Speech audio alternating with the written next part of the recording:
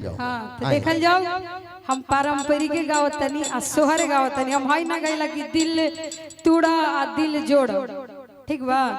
तो अब सुना हम कौन गईला कि धके कमरिया हमर गाबहो अभी हम पूरा लाइन नहीं गले तब तक चाची रुमाल में ऊपर रख के हंसे रहे। केस जी हमारा संग लगातार कार्यक्रम दे हैं, हमारा संगे हमेशा मंच पे दिख जाए, चाहे हमारे टीम के कोई लोग दिख जाए रेगुलर लगातार। तो हमेशा एक भोजपुरी में एगो का बात है, एक दिन मतलब जानते नहीं एगो बात हमारा भी एगो प्रशांत नाम के लड़का बा एंकर बहुत ही अच्छा बा बाबू, हमनी के हमेशा सपोर्ट में रहेला, यहाँ तक कि भोजपुरी के सब सपोर्ट में बा। हम केहू केहू के कहल चाहते नहीं। एक दिन हमार कार्यक्रम दोसर हो जाए एंकर चल गए तो हम बाबू कहने कि तू घरे रह, तो तब तक दूसरा जगह कार्यक्रम मिल जाता।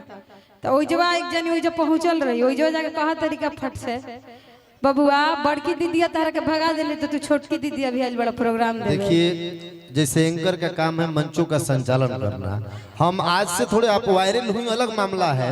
हेमा बाबू जब आप अकेले गाती थी उस समय आपके साथ कार्यक्रम में बुलाया करता था। यही मुकेश जी हैं जो हमको 1500 पे अरवल ले गए थे प्रोग्राम दिलाने। हमने कहा कि लड़की बाबू कोई नहीं बुलाया है आपको, चलिए हम आपको प्रोग्राम दिलाते हैं। हमने कहा कि लड़की बहुत आगे जाएगी, जो माँ का आशीर्वाद है, आवाज में जो टोन है, आज भी वो वीडियो रखा हुआ है। लेकिन देखिए प्रभु का कृपा, लोगों का प्यार मिला कि आज जहाँ तक भोजपुरी सुनी जाती है, जहाँ तक भोजपुरी समझी जाती है, आज अरवल ही नहीं पूरे देश दुनिया में लोग आपको सुन रहे हैं, प्यार दे रहे हैं। और साथ ही साथ आपको मैं बता दूं कि आपकी ये दोनों बहनें जो है ना, आपके लिए बहन नहीं आपके लिए भाई के समान है। राम लक्ष्मण भरत शत्रुघ्न, उसी तरह आपकी बहनों का ये टीम है, बड़ा इन लोग का कॉम्बिनेशन अच्छा है। और हम इहो कहल जाते नहीं कि भोजपुरी में पारंपरिक में हम सब गईला, जे हमरा के उल्टा कहता जे बोला था उस सामने आ जाओ मंच पर, हम हिंदी छोड़ के भोजपुरी में कौनो गाना रे हम ना गई, हमार बहन गई हस। देखिए लेकिन जब हिंदी गावे के बात हमारा हेमा पांडे के काहे खातिर केहू बुलाओ था भाई हेमा बाबू। और लोकगीत जरूर सब लोग सब कुछ सुनाई हम रउआ सबके। पारंपरिक में लोकगीत आवेला, झूमर आवेला भाई, यहाँ तक कि हम संझा पराती ना गए, संझा पराती गावे में सोचे के पड़ेला। हमार मम्मी उहो घंटों बैठा के सिखावेली कि बुचिया तोरा संझो पराती गला, संझा पराती हमनी के पुरानिया लोग आवेला, दादी या नानी उ लोग आवेला लोग, हमनी के नहीं।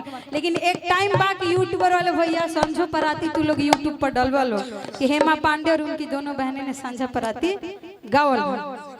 बता रहा हूँ हेमा जी, आप कह रहे हैं कि भोजपुरी अश्लील होता जा रहा है, लेकिन भोजपुरी अश्लील नहीं हो रहा है। यदि हम गाड़ी देम करीना जी, सविता जी, तो हमार संस्कार हमार लफ्ज खराब हुई। जे कहता ना कि भोजपुरी अश्लील होता ना, कतई नहीं हो सकता। थोड़ा देरों के लिए, थोड़ी देरों के लिए भोजपुरी पर एक दाग लगेगी कि भोजपुरी के लोग इस टाइप के गाते हैं। जैसे आपने गांव गली के गीतों को उठा के मंचों पर रखने का काम किया, तो लोग सुनने का काम किया कि नहीं किया? लोग सुन रहे हैं, उस चीजों को पसंद कर रहे हैं। तो यदि घर में रुआ अच्छा खाना बाव करा के परोस के अच्छा से लाई, तब ना अच्छा चीज आदमी कही है। अब मान लें कि चाट चाउमीन फोकचा लगा काउंटर लगा दे तो ही पे भीड़ भइल बा।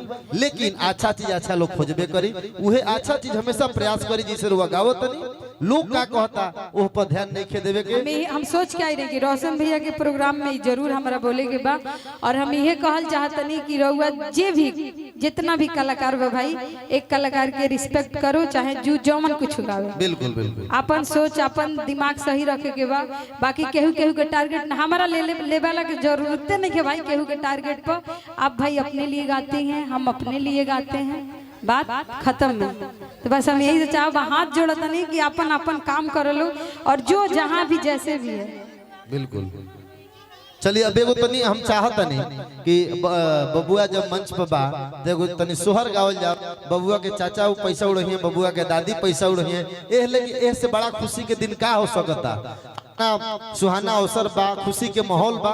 हम चाहते कि बबुआ के चाचा, बबुआ के बाबा, बबुआ के बड़का पापा, फुआ सब लोग पैसा उड़ाई, लेकिन एगो तनी पारंपरिक सोहर तनी सुना दे। एक बार तनी थप्पड़ी बजा दी सब हेमा पांडे जी का दिन। कलाकारों को पैसा कम दीजिएगा या ज्यादा दीजिएगा, पैसा मायने नहीं रखता साहब। लेकिन आप यदि कलाकारों को ताली बजा करके आशीर्वाद देते हैं तो कलाकारों का हौसला अफजाई होता है।